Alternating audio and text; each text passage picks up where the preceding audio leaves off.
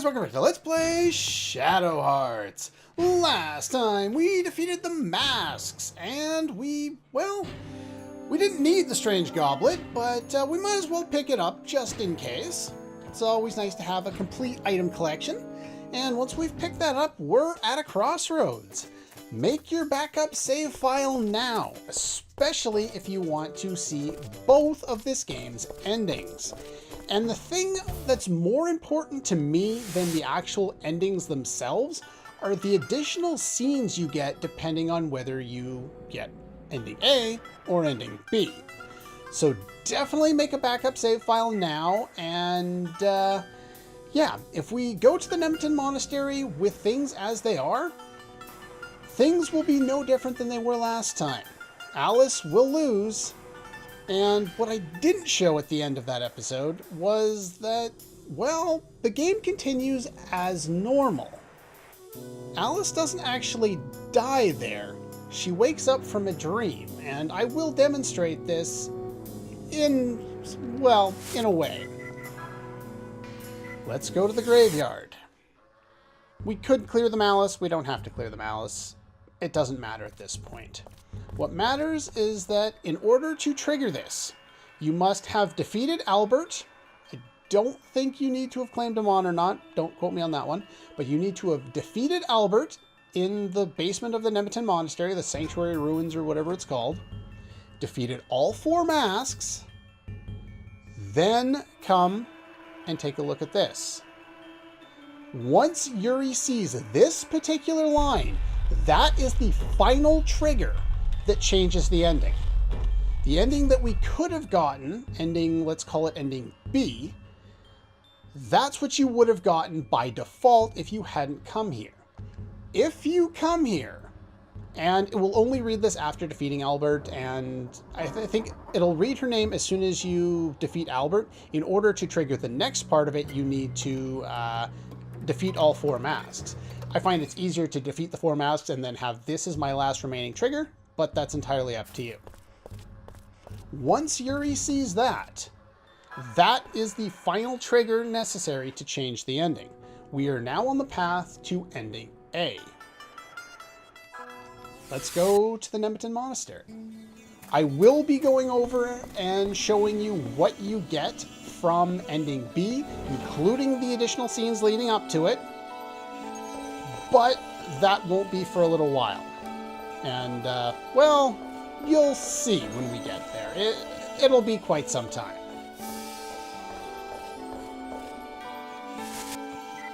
Anyway, last time we were there, things didn't go so well, so I think we should probably prepare. So yeah, Alice has a crucifix, monk earrings, circlet. She's in better shape because we've upgraded her book now. She's got her ultimate armor. She's pretty much in, good to go. You're still adjusting your teleporter. Time to get some rest. Well, we've seen how this goes already. Alice wakes up here. Now, it is not required to talk to all of the tombstones. And I've already done so. Waiting for you, huh? But I think it's still valuable in order to just take a look at these, and again, kind of see, part of Yuri's psyche, even if he is being a creep at the time.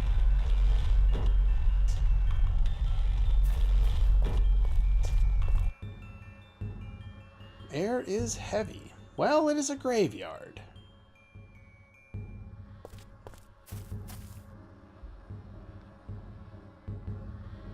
And yeah, saved him from from himself, I guess, or from being lost.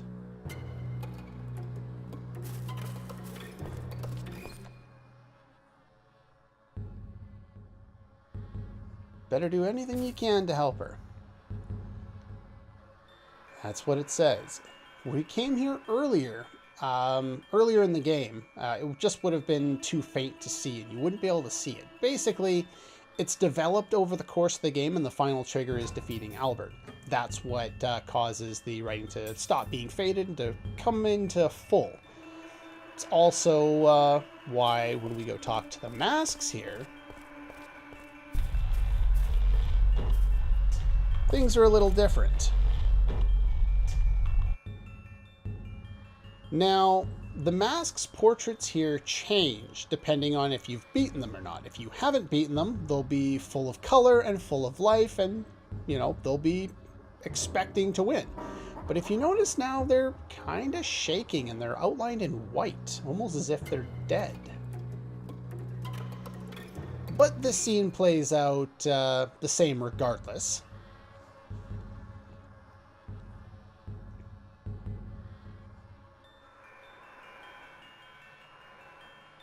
Go to the depths of the evil dimension. As per your contract with the Divine Soul, you offered your life to us in return for your request.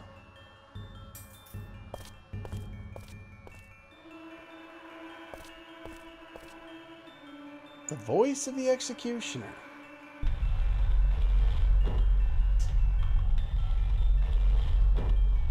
I would fear this creepy guy too. That's a creepy looking mask. Now, Atman is kind of interesting. I was actually looking into this in between episodes here, and Atman is a Sanskrit, in Sanskrit means the true self or soul.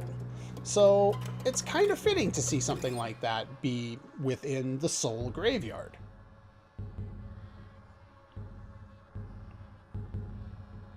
You're all alone.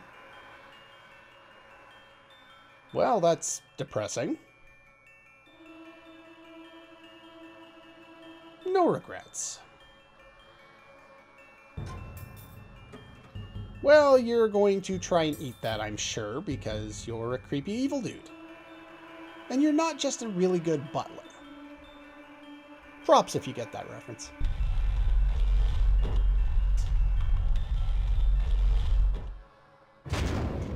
Wait a minute. That never happened last time. Well, if you've defeated the masks and Yuri has seen that Alice's name is on that tiny tombstone, he comes to her aid.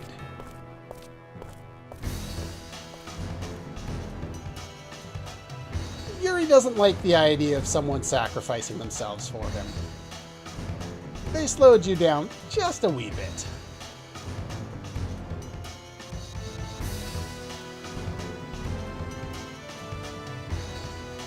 You're a woman, huh?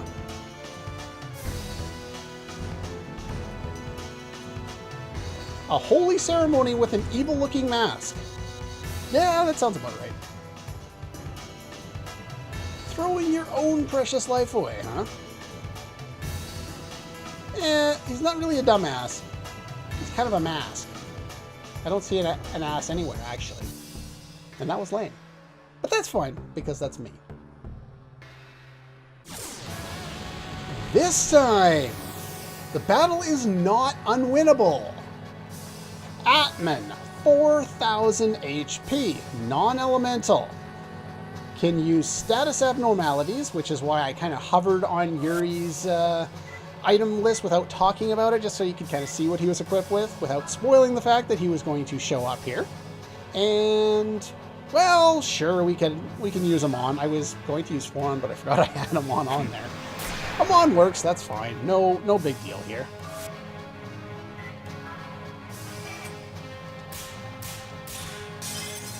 And yeah, other than that, there really isn't a lot to the fight as long as you have crucifixes on. If you don't have a crucifix on, you're in trouble. You're in a lot of trouble. Gospel on you to protect you, because you're going to need it, and talking during the ring is not helpful. Eradication this time around is not the game over button. Though if I realized he was going straight for this, I probably would have had her defend. But yeah, it looks the same, but it's not the worst thing in the world. It does lower her SP a little bit, so I may need to heal some SP later on in the fight. But other than that, not too much.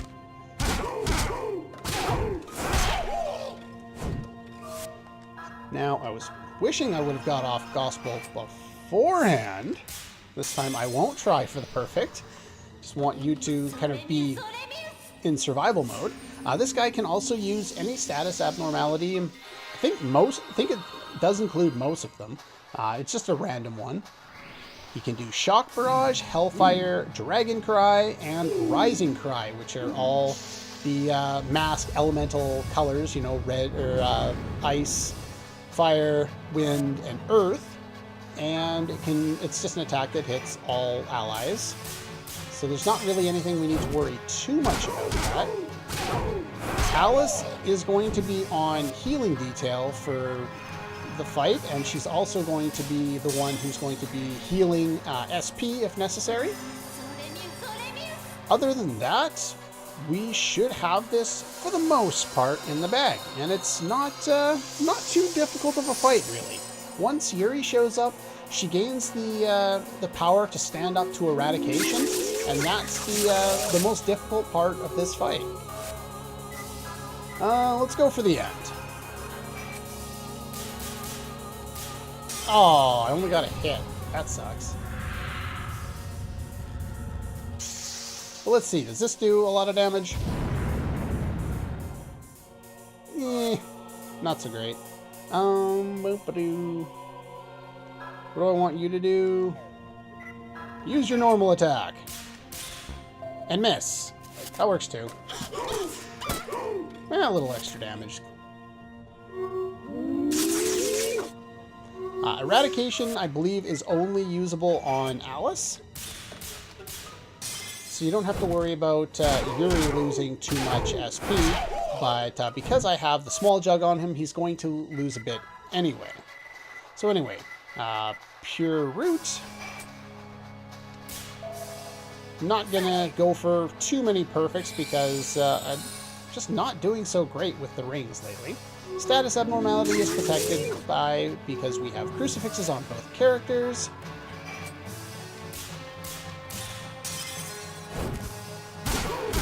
Oh, there's the strike. Very nice. And what else? Well, normal attack, I guess. Oh, now I missed the other side this time. Yeah, you can see the back of the mask sprite is just hollow. I'm not sure what you could have done with it to make it seem more threatening.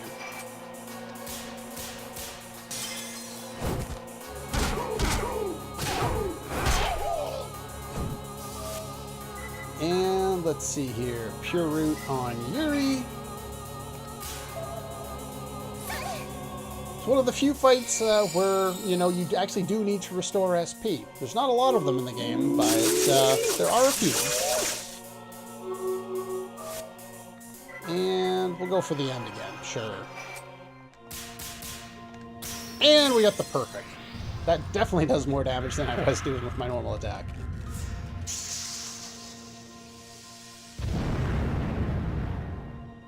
There we go. Well, I guess we didn't need much from those the SP restoring items. If I was better on the ring, I wouldn't have needed them at all, but I'm just... For some reason, I just can't seem to do it a lot right now. For defeating him, we get the Moonstone Ring, and a whack ton of experience, and cash. More importantly, Alice gains level 48 and learns Advent, her final ability, and now she can actually do the pit fights. Everyone else has been able to do it for quite some time. This is the last person I needed to get a high enough level in order to do that.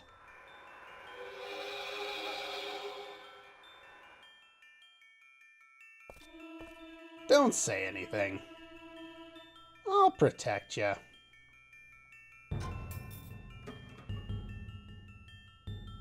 Want to say goodbye to this nasty place.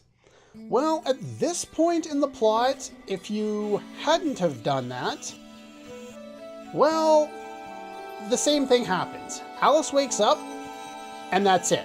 Like, if Yuri's not there to save her, she just wakes up after losing the fight, and pretty much things play out as normal. Scary dream. Of course. Are you embarrassed about that?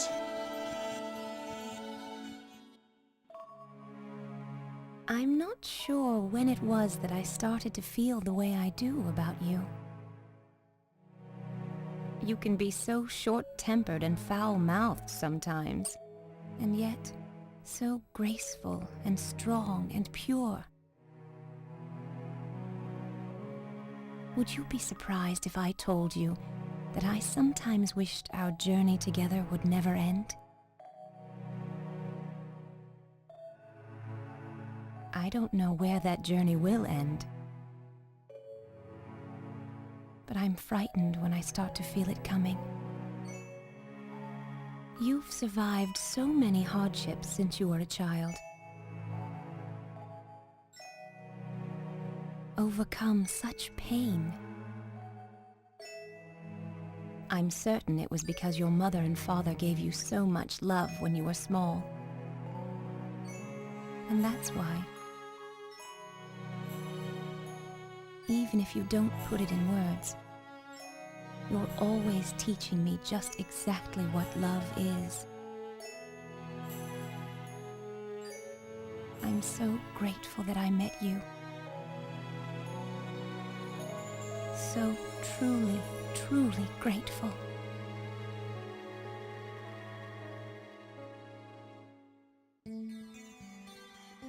I've always liked that cutscene. It's very much like all of the other ones. You know, I think each character has their own scene where they get a little bit of voice acting. But I don't know if it's just that Alice is an interesting character and I just like her reaction to things. But I don't know, I just really enjoy that particular cutscene. Hello, Roger. What's this? What do you mean, what's this? Nice what? Treasure storehouse I've been searching for. What? This with that? What? What do you mean, quit it? Far more... What are you guys talking about? You'll make use of it, huh?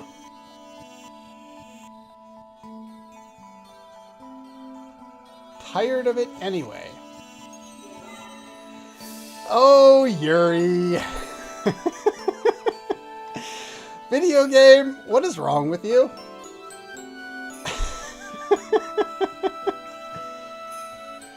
Ready to get grossed out?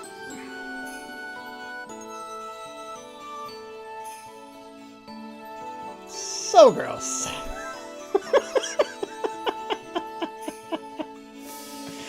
Oh God, that's ridiculous.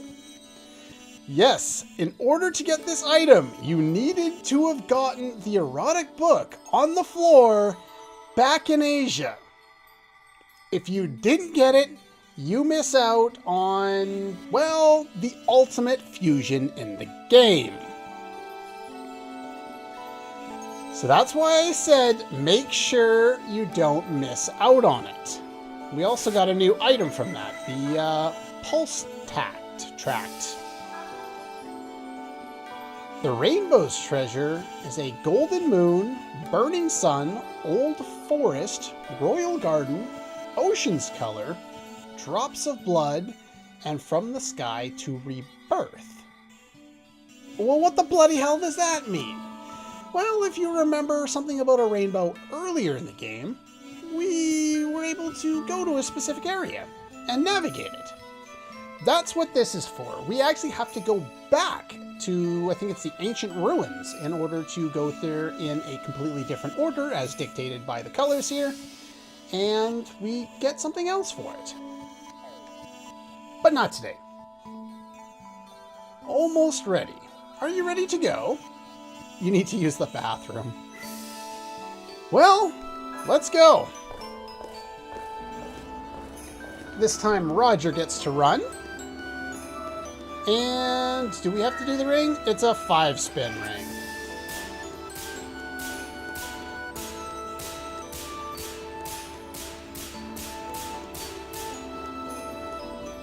Just barely got it.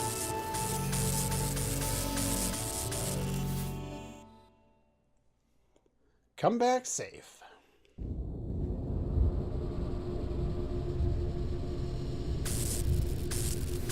The Legend of Dragoon vibes are strong with this one. I don't know, this looks like an area straight out of the final area in the Legend of Dragoon. Floating shrine, huh? It's a living entity.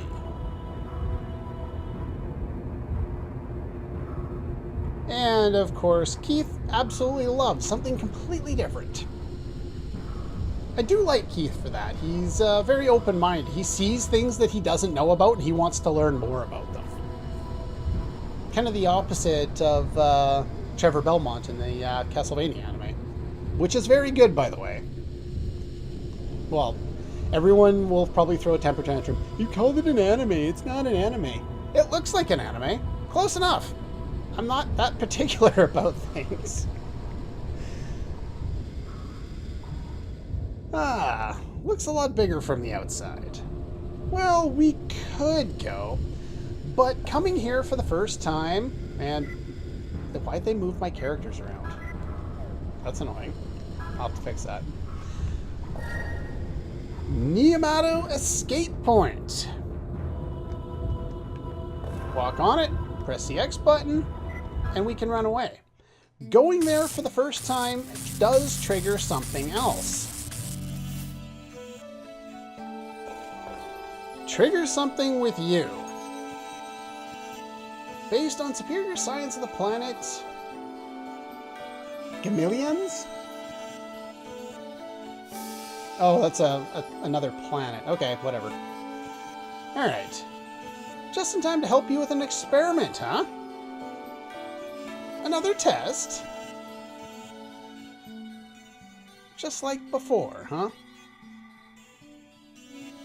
Perfected the transfer program, have you?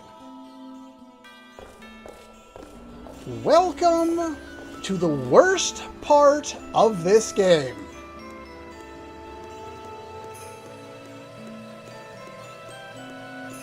This is the 10-spin ring. This took me 2 fucking hours in my test run to complete. In the end, I had to close my laptop, which had some notes on it, turn off the light, get rid of the music, turn off the light, and I sat in the dark. That's eventually how I made this work.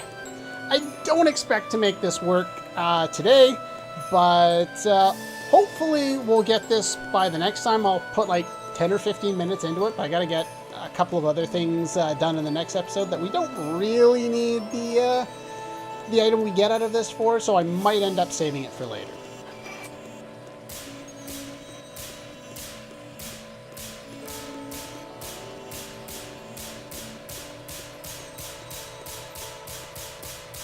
Oh, damn it.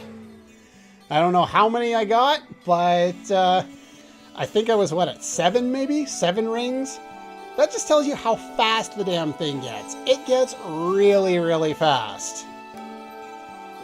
And it gets to the point where muscle memory is not going to help you, and trying to actually physically look at it isn't going to help you. You just basically need to gradually increase the speed of your button presses and get lucky.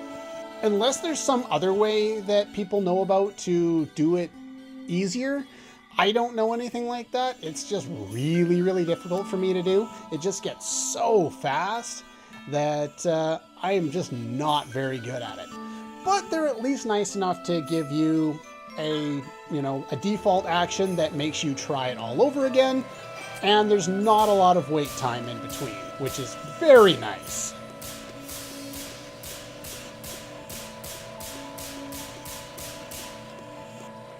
I waited too long on that one. Oh well. But yeah, this takes forever. I'm not going to dick around and try and do it on screen right now. We'll try it again later. That's fine. No, I don't want to go up there.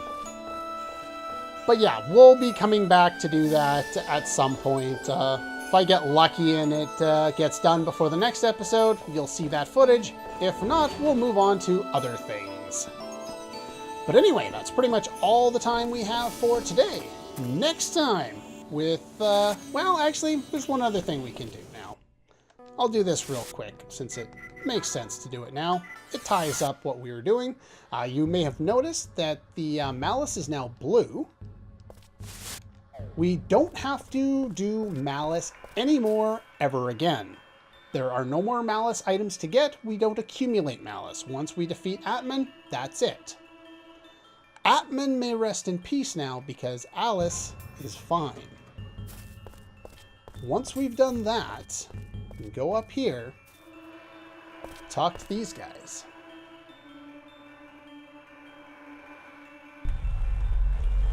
We don't have any more business with you. Don't come back again. We didn't cheat, we just kicked his ass.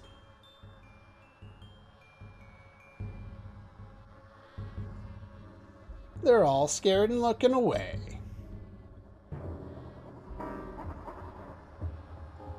Are you afraid of me? Don't come back again. I don't think she belongs to you, but we get what you're talking about here. You want an apology, do you? I can fight you guys again if you'd like. Nope, now they're scared.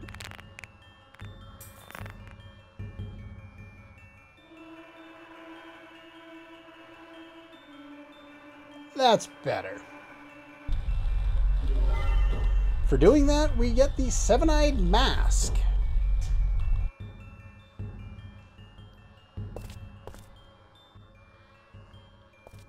Okay.